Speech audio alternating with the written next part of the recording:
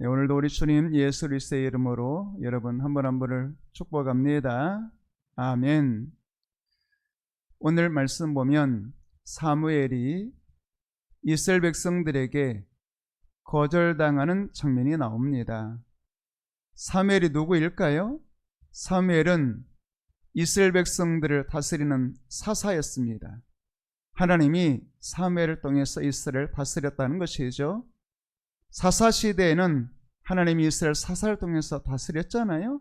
그 마지막 사사쯤 되지 않겠어요? 또 사무엘은 하나님 앞에 이스라엘 백성들의 죄를 끌어안고 하나님 앞에 제사 드리는 제사장이었습니다. 혹은 이스라엘 민족의 위기가 있을 때마다 하나님 앞에 제사 드려서 하나님의 도우심을 구하고 이스라엘 민족을 구원했던 제사장이었습니다. 또 하나님은 이스라엘 백성들에게 말씀을 전할 때에 사무엘을 통해서 말씀하셨죠. 그러니 사무엘은 선지자였습니다. 우리가 알고 있는 것처럼 이스라엘 민족의 영적 대붕을 일으킨 사람 아니겠어요? 우리가 흔히 미스바의 대성회라고 알려져 있는 바로 미스바의 대성회를 열었던 사람이 사무엘 아니겠습니까? 또 우리가 에벤에셀이라고 하는 에벤에셀의 하나님을 알고 있잖아요. 여기까지 도우셨다는 에벤에셀의 하나님을 실제 이스라엘 민족 가운데 보여준 하나님의 사람이었잖아요. 블레셋이 이스라엘 침략했을 때 하나님 앞에 기도해서 하나님의 강권적인 역사하심으로 이스라엘 민족에게 승리를 이끌어냈습니다. 그래서 그 하나님을 에벤에셀의 하나님, 하나님이 여기까지를 도와주셨다. 돌을 세우고 도움의 돌, 이런 하나님을 경험시켰잖아요. 그러니까 이스라엘 민족에게 있어서 사무엘은 민족의 은인 아니겠어요? 하나님을 대신해서 이스라엘 민족을 다스려주고 또 하나님의 말씀을 선포하고 하나님 앞에 제사 기도하는 하나님의 사람 아니겠어요? 그러니까 이스라엘 백성들은 말할 수 없는 은혜를 사무엘을 통해서 받았습니다. 그런데 그런 사무엘을 이스라엘 백성들이 거절하는 것이죠. 당신으로는 안 되겠습니다. 우리에게 왕이 있어야 되겠습니다. 물론 그것은 이스라엘 백성들의 주변 나라들을 보니까 주변 나라들은 다 왕이라고 하는 제도가 있어요. 그래서 어떤 문제가 생겼을 때, 민족의 위기가 생겼을 때 왕이 강력한 권한으로 명령하면 그 나라가 문제를 대처할 수 있는 것 아니겠어요? 그런데 이스라엘은 눈에 보이는 왕이 없어요. 그러니까 문제가 생겨도 왕이 직접 명령 내려서 그 문제를 해결하는 것이 아니라 하나님 앞에 나가서 기도해야 되는 것이고 하나님의 음성을 들어야 되는 것이고 하나님이 역사해야 되는 것이고 뭔가 생각해 보면 한 박자 늦는 것 같아요. 힘이 없는 것 같아요. 그러니까 이스라엘 백성들이 우리도 주변 나라들처럼 왕이 있어야 되겠습니다. 이렇게 말하는 것 아니겠어요? 어쨌든 이스라엘 백성들이 사무엘 찾아와서 왕을 요구한다의 의미가 뭐겠어요? 당신 가지고는 안 되겠다 그런 말 아니겠어요? 당신을 거절한다 그런 말 아니겠어요? 당신 대신에 눈에 보이는 왕을 세워야 되겠다 그런 것 아니겠습니까? 그러면 사무엘 입장에서 한번 생각해 보면 얼마나 말할 수 없는 배신감일까요? 그토록 사랑했건만 그렇게 그들을 위해서 목숨 걸고 기도하고 또 하나님의 말씀을 기다려서 하나님의 음성을 듣고 하나님의 말씀을 대언하고 문제가 있을 때마다 사사대에 이스라엘 다스렸잖아요. 그런데 그 모든 은혜를 까마득하게 잊어버리고 그리고 자기를 거절하는 거예요. 말할 수 없는 상처 아니겠어요? 여러분, 사람이 사람에게 거절당하는 것은 상처 아니겠어요? 아픔 아니겠어요? 그런데 오늘 그 아픔을, 그 상처를 사무엘이 겪고 있는 것입니다. 6절부터 8절까지의 말씀을 한번 볼까요? 이스라엘 백성들이 사무엘에게 와서 이렇게 말하는 것입니다. 물론 그들의 대표격인 장로들을 보내서 말했습니다만 우리에게 왕을 주어서 우리를 다스리게 해주세요. 이렇게 요청하는 거죠. 그래서 사무엘이 그것을 기뻐하지 아니하였다 이렇게 말씀하고 있어요. 사실 이 말씀을 지난주에도 말씀을 읽었기 때문에 제가 이렇게 해석했습니다. 기뻐하지 아니었다는 말은 사실은 기분 나빴다는 뜻 아니겠어요? 그러니까 사무엘이 기분이 나빴어요.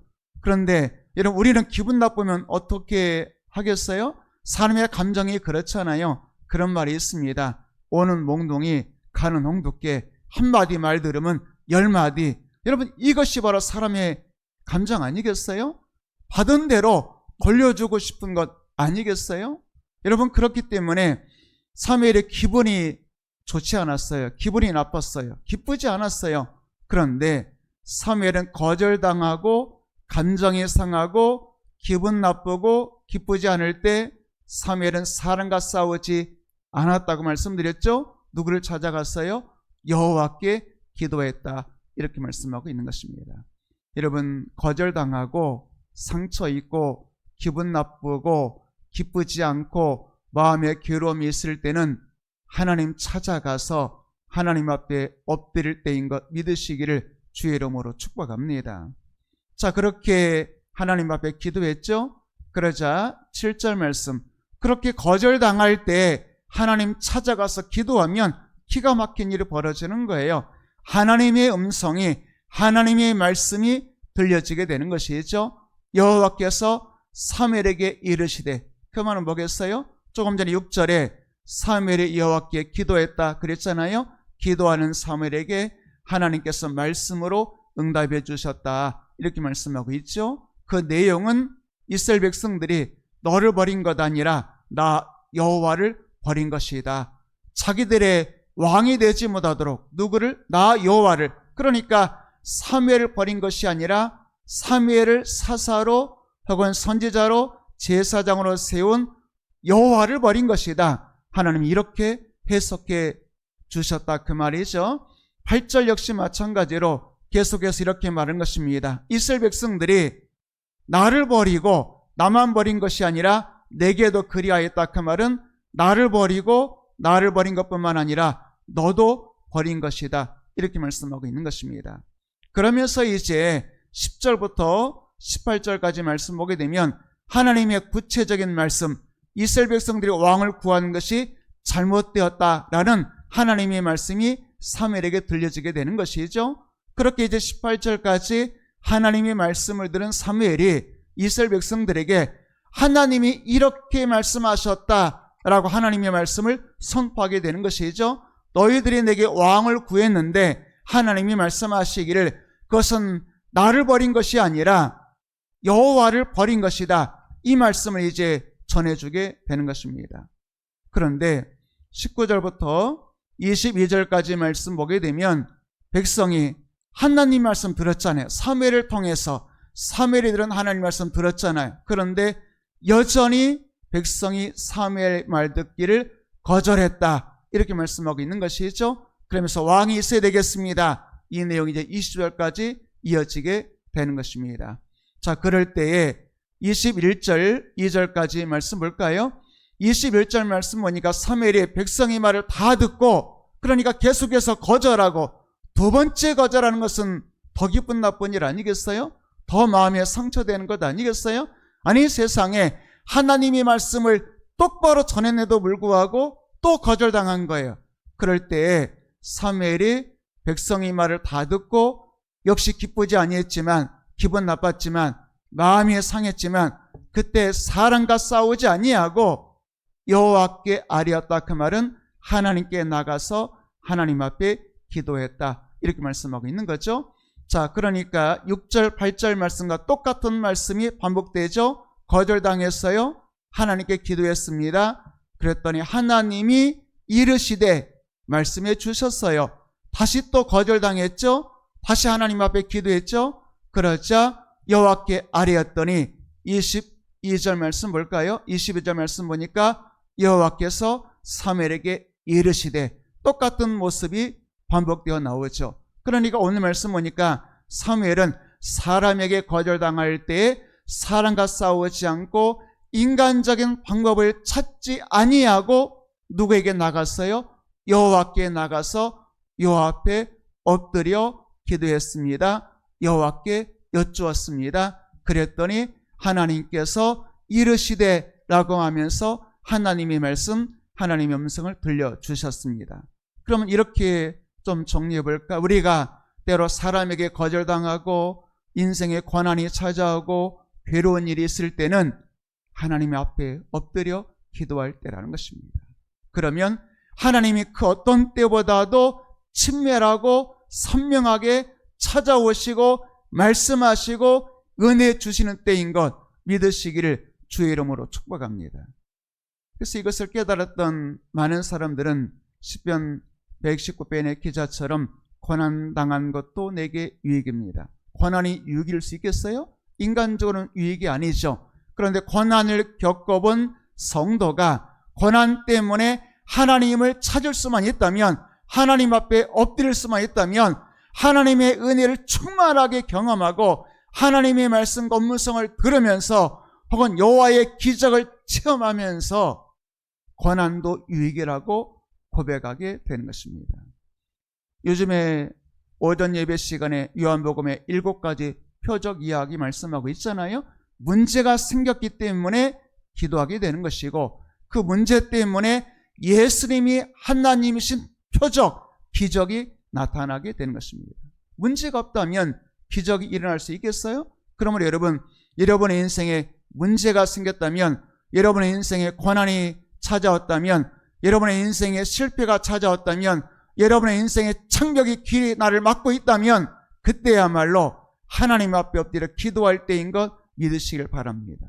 그러면 하나님께서 바다를 가르시고 하나님이 여리고성을 무너뜨리시는 여호와의 기적 경험할 때인 것 믿으시길 바랍니다. 그러므로 성도는 모든 것이 다 합력해서 선을 이루게 되는 것입니다. 거절을 생각해 보니까 사실 사무엘은 지금 사람에게 거절당하고 있습니다만, 그런데 거절을 생각해 보니까 사람에게만 거절당하는 게 아닌 것 같아요. 때로는 우리가 하나님께 거절당하는 것 같은 그런 고통스러운 때를 지날 때가 있는 것 같습니다. 사람 때문에, 환경 때문에 너무 힘들고 괴로울 때는 하나님이 혹 나를 거절하신 것 아닐까? 하나님이 나를 혹 버리신 것 아닐까? 하나님이 나를 사랑하신다더니 그 사랑을 혹 거두신 것은 아닐까? 하나님께 버림받은 것 같은 그런 고통을 당할 때가 있는 것이죠. 하나님께 거절당할 때, 또 생각해 보면 사람에게 거절당할 때 있잖아요. 오늘 사무엘처럼 사람에게 거절당할 때, 또 생각해 보면 우리가 환경에 의해서 때로 내가 원치 않는 환경, 내가 원치 않는 실패, 고난이 찾아올 때 환경이 나를 거절한 것 같은 그런 고통을 경험할 때가 있지 않겠어요?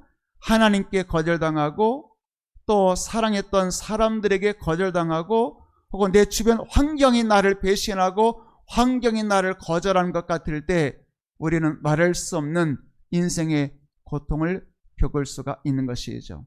그런 하나님께, 사람에게, 환경에게 거절당했던 한 사람이 생각났어요. 그 사람은 하나님께, 사람에게, 그리고 환경에게 거절당할 때 이 사람 어떻게 이 문제를 해결했을까 한번 생각해 보는 것이죠. 그 사람은 바로 다윗이라고 말씀드릴 수가 있을 것 같습니다. 먼저 시편 22편 1절 말씀 보게 되면 시편 22편은 다윗의 시입니다. 다윗이 이렇게 기도하는 것을 보게 됩니다. 내 하나님, 내 하나님, 어찌 나를 버리셨습니까? 어찌하여, 우리가 하나님 앞에 그렇게 기도할 때 있잖아요. 하나님, 어찌하여 내 인생에 이런 문제가 찾아왔나요? 어찌라는 말이 2번 나오죠. 첫 번째 줄에 내 하나님, 내 하나님, 어찌 나를 버리셨나이까? 2번째 줄에 어찌란 말이고 그 다음에 또 보게 되면 어찌 나를 멀리하며 돕지 않습니까? 어찌하여 또 내 신음소리를 듣지 않습니까? 그래, 한 절에 3번이나 하나님 어찌 나를 버리셨습니까? 어찌 내 신음소리 듣지 않고 나를 멀리하십니까? 이렇게 이제 3번이나 고백하는 다윗의 고백을 보게 되는 것이죠. 그러니까 다윗이 얼마나 힘들었으면 여러분 아시죠? 다윗은 소년 시절부터 하나님을 의지했던 믿음의 사람이라는 거 여러분 아시잖아요? 그러니까 평생 믿음으로 살았던 다윗이, 어린 시절부터 하나님을 의지했던 다윗이 얼마나 힘들었으면 하나님 어찌하여 나 버리셨습니까? 어찌하여 나를 안 도와주십니까? 어찌하여 내 신음소리 기도소리 안 들어주십니까?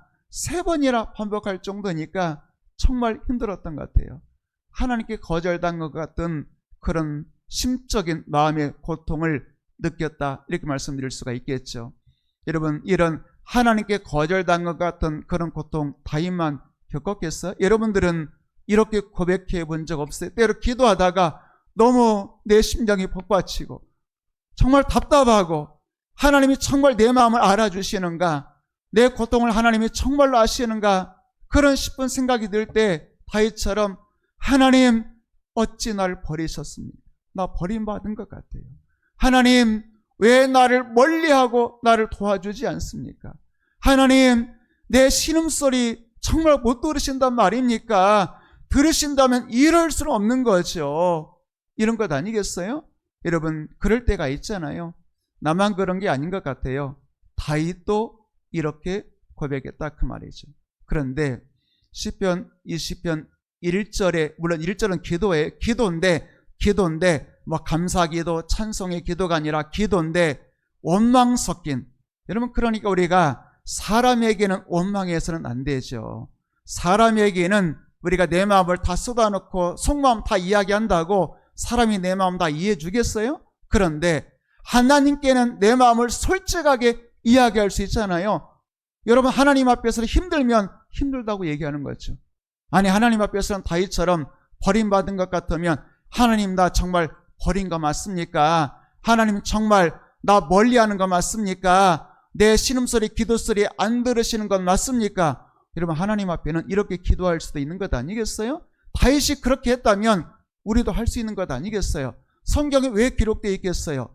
너도 이렇게 기도할 수 있다는 것 아니겠어요? 정말 힘들면 하나님 앞에 다윗처럼 하나님 왜 나 버리셨어요? 하나님 왜 나를 멀리하세요? 왜 나의 신음소리 기도소리 안 들으세요? 이렇게 기도할 수도 있는 거죠. 그런데 문제는 다윗이 이렇게 1절에 기도로 시작했는데 시편 20편의 마지막 절이 31절로 끝나요. 이렇게 속마음을 다 토하고 쏟아내고 기도하게 되면 31절 마지막 끝에 다윗이 이렇게 고백하죠. 주께서 이를 행하셨다. 이 말은 뭐겠어요? 주님이 다 이루셨다, 이런 뜻이 되는 것입니다.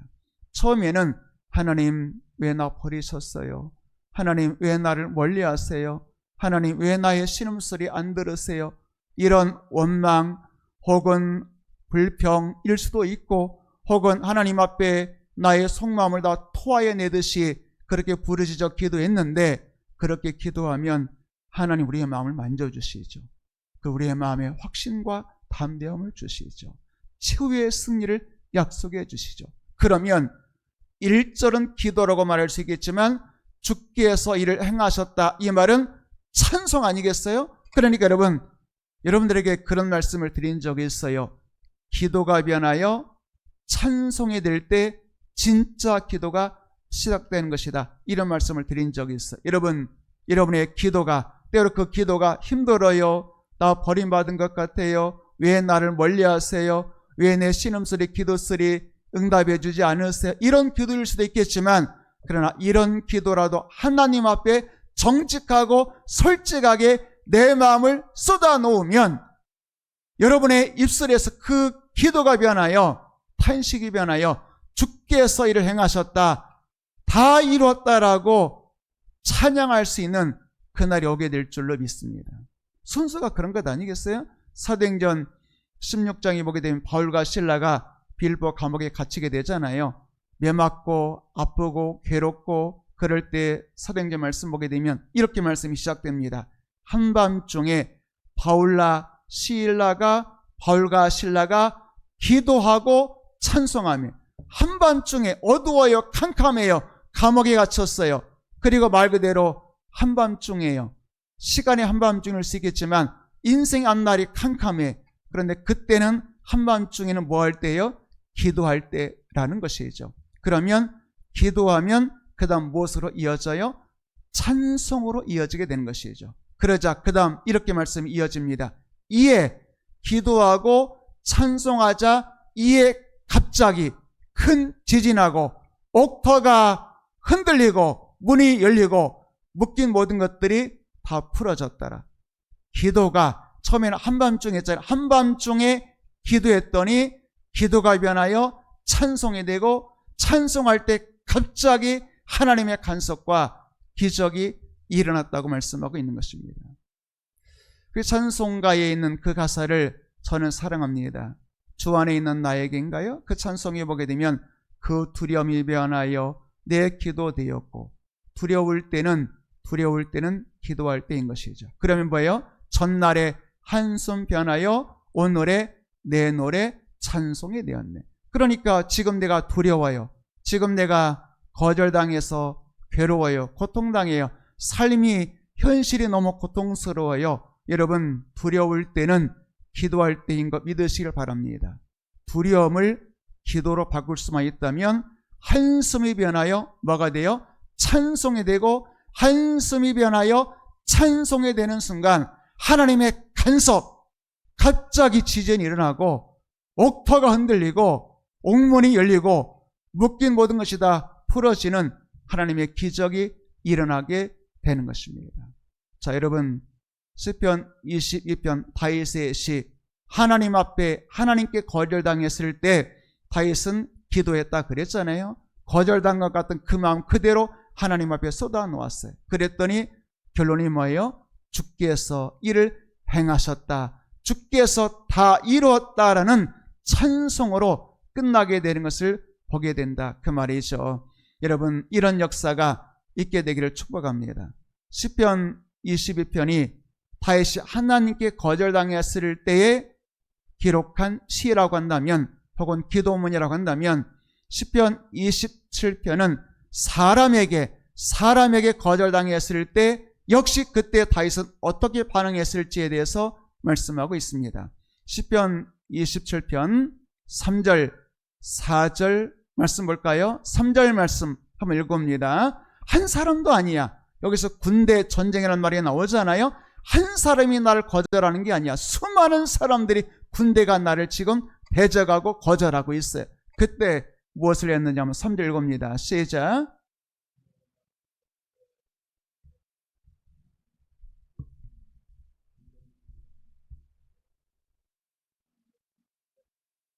군대가 나를 대적해요. 한 사람만 나를 대적해도 내 마음이 쉽지 않잖아요. 한 사람만 나를 괴롭혀도 내 마음이 고통스럽잖아요. 그런데 다윗은 한 사람이 아니고 두 사람도 아니고 10사람도 아니고 뭐라고요? 셀 수 없는 군대가 나를 대적하고 그 군대가 내게 전쟁을 걸어와 그저 몇 마디 말로 내게 상처 주고 몇 마디 말로 말실은 걸은 정도가 아니라 전쟁을 벌이고 있어요. 그런데 군대가 대적하여도 나 두렵지 않아. 전쟁 일어나도 나 여전히 태연해. 어떻게 그럴 수 있겠어요? 4절 말씀 보도록 하겠습니다. 4절 말씀 보니까 기가 막혀. 여러분 전쟁 일어나고 군대가 내게 전쟁을 벌여오면 만약 여러분 같으면 어떻게 기도하겠어요? 전쟁이 일어났어요. 어떻게 기도하겠어요? 혹은 수많은 사람들이 나를 지금 대적하고 거절하고 있어요. 어떻게 기도하겠어요? 하나님 도와주세요. 사람이 나를 괴롭혀요. 저 사람을 좀 변화시켜 주시든지 나를 좀 능력 주셔서 감당할 수 있게 해주든지 전쟁이 벌어졌으면 전쟁 끝나게 해주든지 평강을 주시든지 그런 기도하지 않겠어요? 그런데 전쟁이 벌어졌잖아요.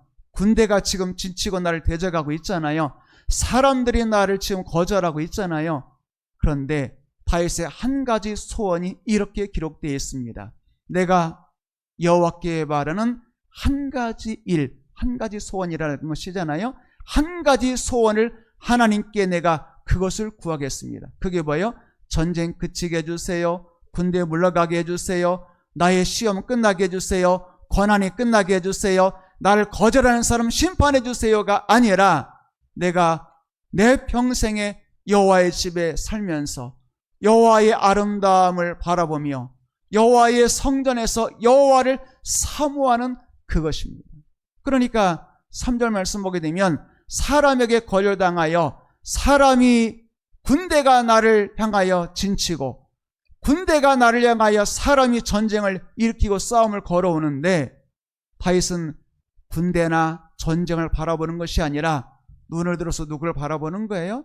여호와를 바라보는 것이죠. 그러면서 내 한 가지 소원, 아니 세상에 전쟁이 일어났는데 전쟁 일단 끝내줘야 되잖아요. 내 인생에 문제 생겼으면 그 문제 끝내야 되잖아요. 그런데 다윗은 전쟁이 벌어졌는데 사람들이 나를 지금 거절하고 대적하고 진치고 있는데 그 사람들을 물리쳐달라고 전쟁 끝나게 해달라고 기도하는 것이 아니라 나의 오직 한 가지 소원은 여호와를 사모하는 것입니다. 이렇게 지금 기도하고 있는 것이죠. 여러분, 이럴 수 있을까요? 전쟁 벌어졌는데 전쟁 끝이 아니라 나를 거절하고 대적하는 사람 물러가게 아니라 나는 오직 주님만을 구합니다. 이렇게 기도할 수 있을까요? 이런 은혜가 있게 되기를 축복합니다. 그러니까 10절 말씀 보게 되면 심지어 전쟁이 벌어지고 사람들이 나를 대적하는 정도가 아니라 다윗은 내 부모는 나를 버렸으나, 설명하지 않아도 아시잖아요. 사무엘이 자기 집에 왔을 때 자기 아버지 이새가 아들들 불러 모아라 그랬을 때 형들 7은 불러 모았는데 막내 다윗은 양치고 있었는데 잊어버렸잖아요. 네 아들이 7명밖에 없느냐 또 없느냐 그럴 때 그때서 아차 들판에 있는데 막내 이렇게 됐잖아요. 아니 세상에 아들이 8 있다고 자식 잃어버리는, 하나 잃어버리는 아버지가 있겠어요?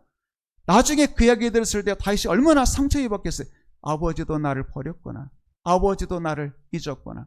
나중에 골리앗과 싸우려 할 때 형들이 다윗을 비난하고 욕했다는 거 여러분 아시잖아요.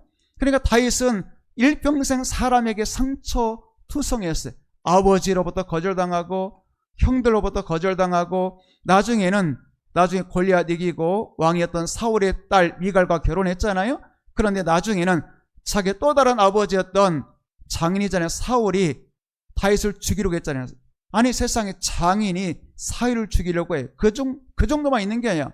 그 미갈 자기 아내잖아요.